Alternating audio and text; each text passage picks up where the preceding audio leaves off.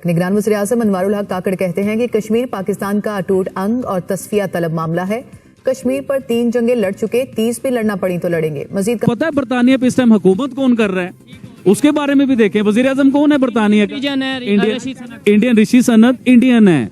आज वो गोरों पे हुकूमत कर रहे हैं। ये बड़ी अच्छी बात कही है।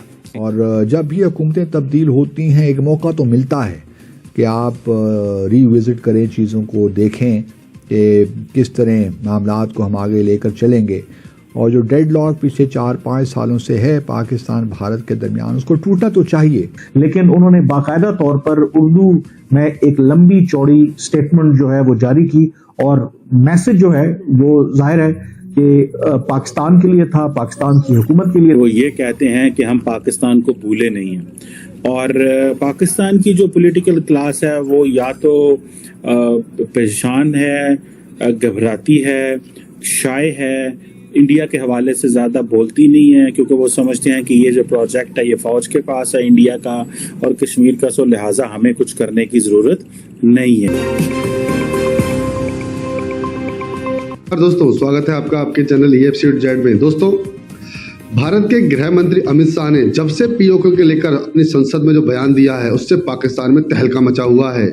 दोस्तों अमित शाह जी की धमकी के बाद पाकिस्तानी जो कार्यवाहक PM हैं उनकी भी हवा टाइट हो गई है और उन्होंने आनन फानन में अपनी जनता को, अपनी आवाम को खुश करने के लिए टीवी में आकर और जनता के सामने एक ये बयान दे दिया है कि वो भारत से जंग करने को तैयार है। अरे हाथ में कटोरा लेकर भीख मांगने वालों, तुम्हारी इतनी औकात कि तुम भारत को धमकी दो और भारत से टक्कर लेने की बात कर रहे हो। 4 बार युद्ध हारने के बाद भी पाकिस्तान अपनी औकात नहीं भूला है। अब की बार अगर युद्ध हुआ तो पाकिस्तान इस दुनिया में नामो निशान मिटा लेगा अपना।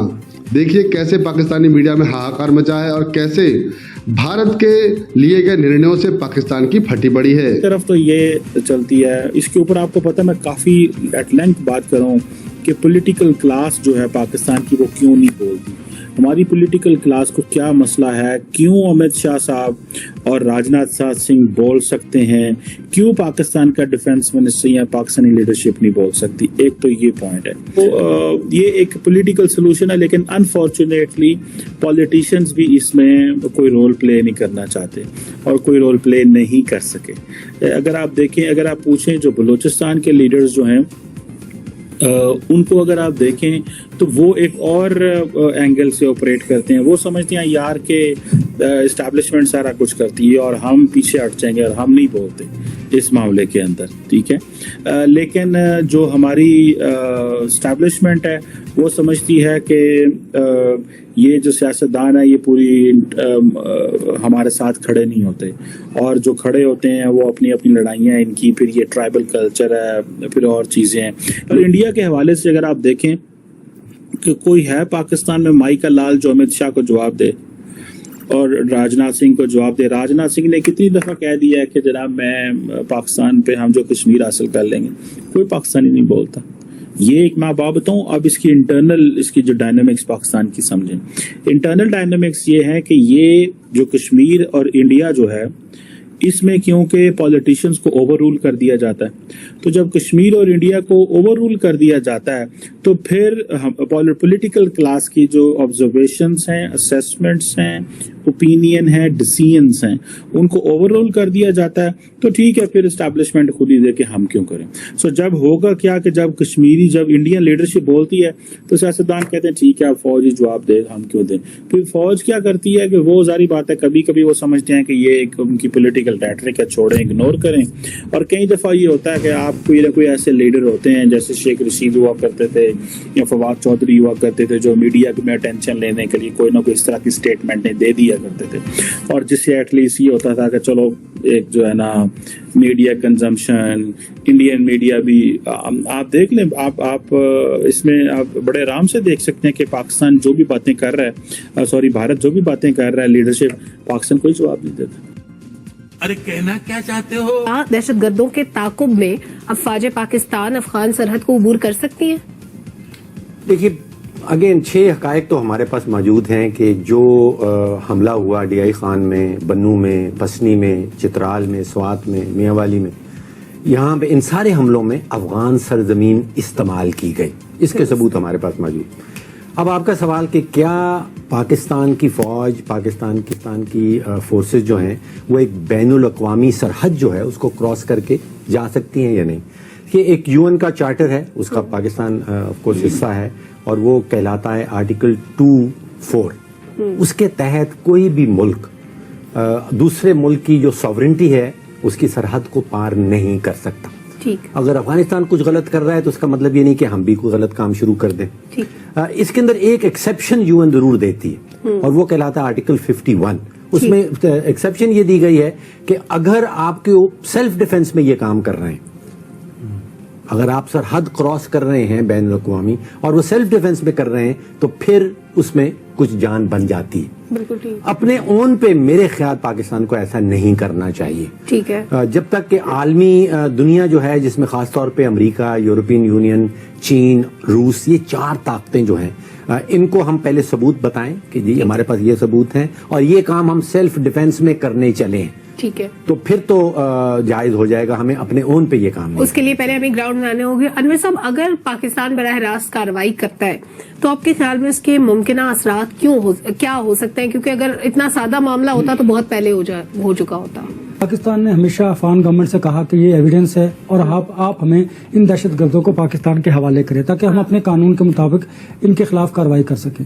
لیکن آپ کو یاد ہوگا اس واقعے سے پہلے بھی پاکستان نے یہ ڈیمانڈ کی تھی. اب یہ واقعہ اس سمیت بہت سارے ایسے واقعات جس میں افغان شہریوں کے ملوث ہونے کے ایویڈنس موجود ہیں اور وہ ایویڈنس جو ہیں وہ افغان گورنمنٹ کو دیے بھی گئے ہیں. اب سوال یہ پیدا ہوتا ہے اگر پاکستان افغان سرحد پار کرے گا تو اس سے کشیدگی بھی زیادہ بڑھے گی اور اس سے انڈیا کو موقع ملے گا پاکستان کو ڈیسٹیبلائز کرنے کا. یہ یاد رکھیے.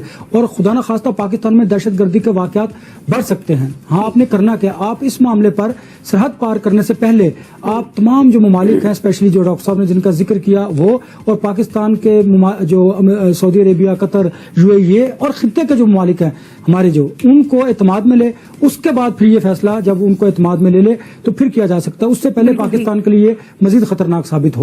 دیکھا آپ نے لاپرواہی کا نتیجہ ہے. پھر ہم ایک دور میں ہم اسلامسٹ ایلیمنٹس کو یوز کیا کرتے تھے فار انڈیا کہ اگر امت شاہ نے، راج ناتھ سنگھ نے، دس دیٹ، مودی صاحب نے کوئی اسٹیٹمنٹ جاری کر دیا تو چلو تسی بھی ذرا گوں ایک جنوں کہتے ہیں نا شروع ہو جاؤ، ٹھیک ہے، اور وہ شروع ہو جایا کرتے تھے.